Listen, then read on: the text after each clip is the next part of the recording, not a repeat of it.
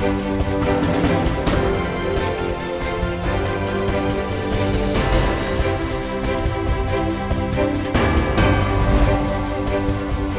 to Summers TV, welcome to Summers News. This is Chris Summers. Have a lot of exciting things to talk about because the city of Philadelphia is amazing. A lot of things happening right now. For example, today we have NKCDC. One of my premier investment strategies is wherever they go, follow. They're moving into the heart of Kensington. They have some incredible apartments available, beautiful, at a very low price. I think we'll want to hear about that. Further, we have Alan Dong, technology, Philadelphia, finally coming together. Some amazing improvements happening. How is that going to improve the city? We'll find out. Third, we have Sandy Smith, premier journalist. What's happening in the River Wards? I think we'll get a nice sneak peek in terms of what's happening there with Sandy. Before we jump right into our main story, there's a couple very interesting topics that we want to share with you. First is protected bike lanes. Well, what are they? The initiative has begun from 45th to 34th Street on Chestnut. It's part of the Mayor Jim Kenney's initiative. We'll see how that goes. Second, Rebuild Philadelphia is underway. Huge initiative, $700 million plus. It's going to transform the city. Third, I-95 cap is approved. It's funded. The waterfront is here to stay with some amazing initiatives.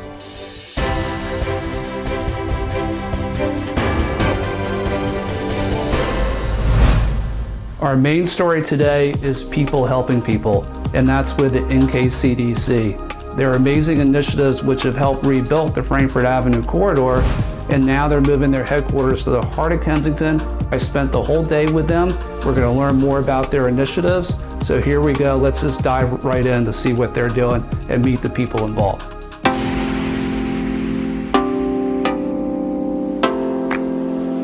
Here we are at the Orinoco Civic House, which is very close to the corner of Kensington and Somerset Avenue in the heart of Kensington. A beautiful new building here with the NKCDC. Orinoco, where we are today, which was a vacant, abandoned building, was one of the key aspects of starting that plan. Taking a huge, vacant, horrible building and making it into from a community liability to a community asset. It's an amazing project here. Can you tell us a little bit how this came about in the first place? What was the main catalyst, for us to be here today? This neighborhood is one that has suffered from a lot of disinvestment in the last several decades. And we did a community plan for the north of Lehigh area. And this building was one of the things that came out of that. People in this community felt that they needed affordable housing and they needed something to revitalize the neighborhood and to be able to create jobs and have an affordable place to live. The way that NKCDC works in communities starts with our community engagement team. They are kind of our eyes and ears in the community. We have a homeownership team which helps people fix their credit, be able to buy houses. We also help people to make sure they don't lose their houses. We have a foreclosure team that all it does is stops foreclosures and hopefully helps the family get back on their feet and keep their house. And if someone, whether it's a realtor that wants to refer a buyer to a home buying seminar, my understanding is they might be coming to this new location. Absolutely. How does someone get connected to when the next round might come, when they're ready? So once a month, usually it's the first Saturday of each month, we have a 4-hour session and they'll get their certificate of achievement. During these workshops, we generally have a realtor speaking, we have a lender speaking, we'll have either a home inspector or a home insurance professional speaking.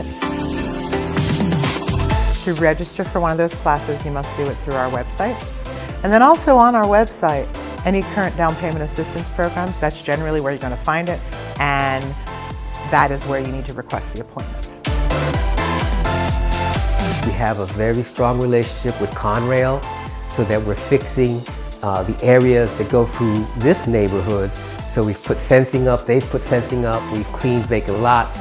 The city is leading a very strong effort to clean up Gurney Street. and we have been working with them and supporting their efforts.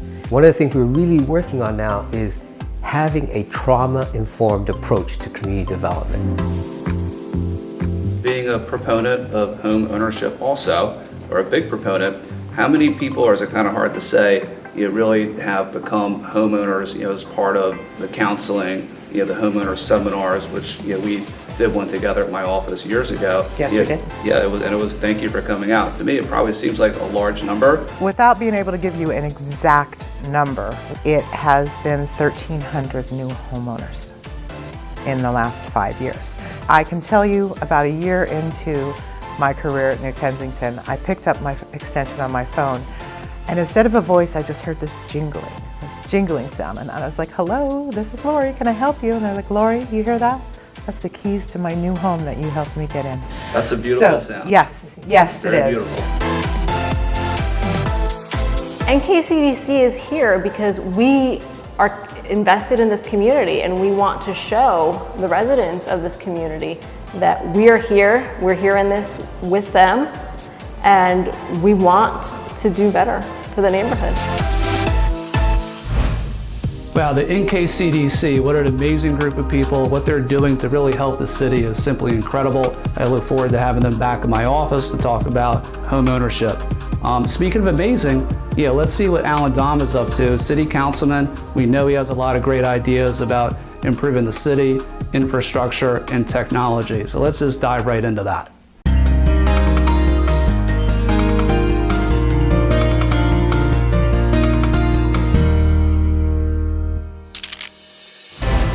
Hey Alan, how you doing?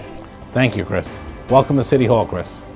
Alan, could you give us some advice and your insights on what Philadelphia really needs to make our city a 21st century city and be one of the best cities in the United States? Thank you, Chris. I guess the biggest area we need to focus on as a city, in my opinion, is in the area of technology. And I want to cite some statistics, Chris, for you that came out of the Pennsylvania Economy League, really. And it said in the last 14 years, 25% of all jobs created in the Philadelphia area were in technology. 25%, 1 out of 4 were in tech. It's pretty amazing. It also said that 1 out of 3 jobs in technology do not require a college degree.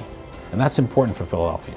And it also said that we have tremendous opportunity in Philadelphia to grow our tech space.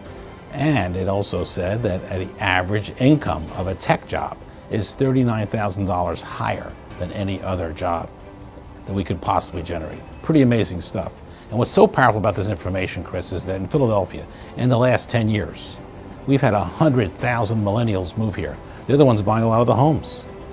In the last 12 months, we've had the highest percentage of millennials of any major city move to Philadelphia. And they're moving here for several reasons, but one of the major reasons they're moving here is because we are in the top 25 cities, one of the most affordable cities in the United States. So the housing cost is very, very affordable. But let me talk about tech a little more. Why is that so important? The economic job multiplier, Chris. The economic job multiplier means for every job you create in one area, how many more jobs are created? When we hire somebody in the Port of Philadelphia, the economic job multiplier is 1 to 1.6. When we hire somebody in tech, it's 5 to 1. For every 1 job in technology, we create 5 more jobs throughout our economy. It's the highest economic job multiplier we can possibly do. We need to connect high school graduation with the business community so people get jobs right out of high school. Not everyone has to go to college to get employment. There are plenty of jobs that don't require a college degree, and technology, 1 out of 3. Thank you, Alan, for sharing your knowledge and your insights. I couldn't agree with you more that technology and education are the main 2 facets that are really important for the city of Philadelphia to grow. Look forward to hearing more about these initiatives and really seeing them in action, to see the next steps and those results. Thank you for having me here today, Chris. Thank you, Alan.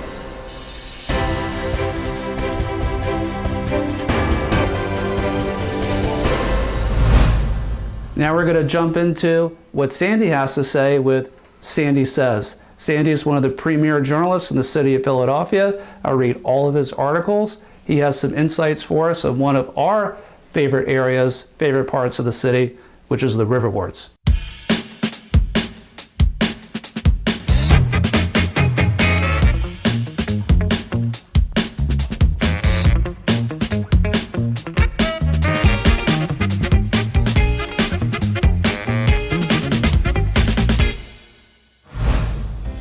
My favorite residential developments in the River Wards are the homes being put up by Red Oak Development. They did a marvelous renovation job on the Parish House, and those rusty buildings over on Emerald and Arizona Streets are like nothing else I've seen. River Wards Group is doing some great stuff here too. They're a little more familiar in their architectural style, but they pack a lot of nice features into their homes. Some of my favorite businesses in the River Wards are along Frankfort Avenue, which is a paradise for those who love to eat. If you're an ice cream lover, you must check out Little Babies and try some of that Earl Grey Sriracha ice cream, like nothing else you've ever tried.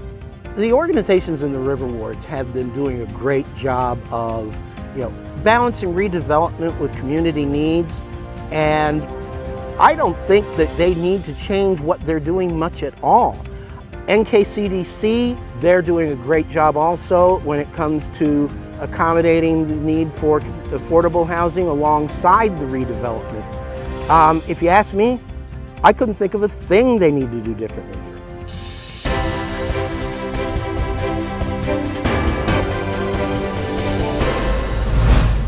What Sandy says, people listen. So reach out to us with your question so we can see what Sandy says with that. Subscribe to our channel, like our video, ask those questions, bring them to us on Facebook, Instagram, and Twitter.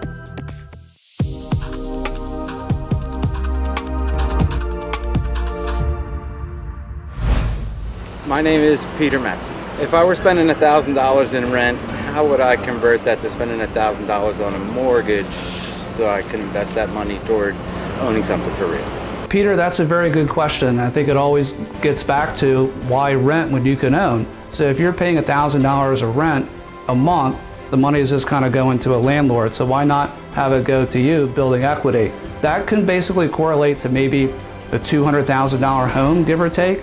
And we would look through all these great neighborhoods that we talk about on Summers TV to see which one best fits your preference and your lifestyle.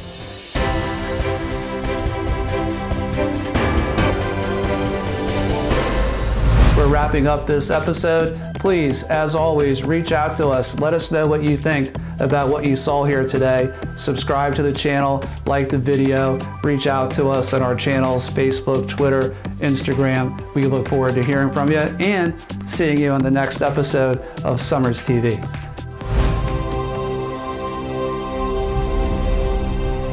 The Summers. Real people, real dreams, real estate.